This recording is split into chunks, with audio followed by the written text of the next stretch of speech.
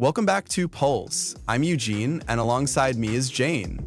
Today we're tackling one of the most talked about topics in the US healthcare reform.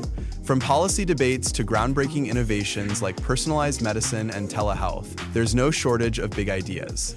But the question remains, can we create a system that works for everyone? That's right. It's a tough balancing act. Innovation, affordability, and accessibility. Today, we're breaking it all down, exploring how these elements are shaping the future of healthcare. Buckle up, folks, because this is going to be an insightful ride. Risky, for sure. The people who want to withdraw say that the US can have more influence by acting on its own, and that the WHO has too much bureaucracy.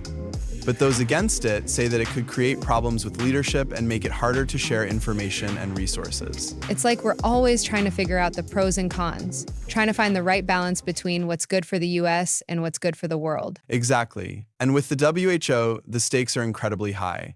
The decisions they make have real consequences, not just for the US, but for every country.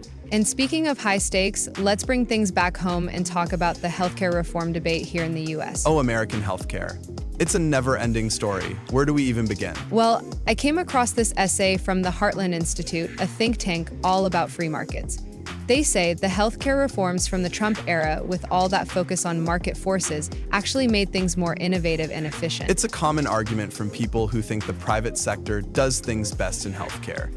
The idea is that by having fewer regulations and more competition, you encourage companies to come up with new treatments and technologies. Yeah, and I guess they have a point.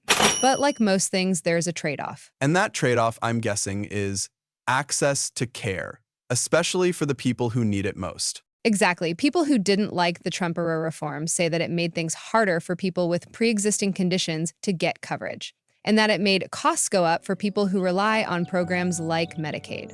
So we're back to that main issue of innovation versus access that we talked about earlier. It's a constant back and forth, with both sides pulling in different directions. And the big question is, how do we find that balance? How do we make a system that encourages new ideas but doesn't leave anyone behind? So what's the verdict? Healthcare reform in the US isn't just about fixing what's broken. It's about reimagining what's possible. From personalized medicine to patient empowerment and the rise of telehealth, there's a lot of potential. But it's clear we have a long way to go to ensure these innovations are accessible to everyone. Exactly.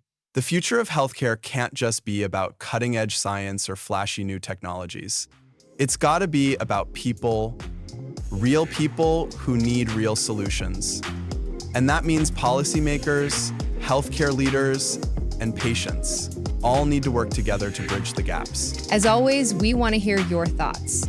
What do you think about these innovations? Are we on the right track, or are there areas we're still missing? Let us know in the comments or connect with us on social media. Thanks for joining us for another deep dive into one of the most critical issues of our time. Stay informed, stay curious, and keep pushing for a healthcare system that works for everyone. Like, subscribe, and share. We'll see you next time on Pulse.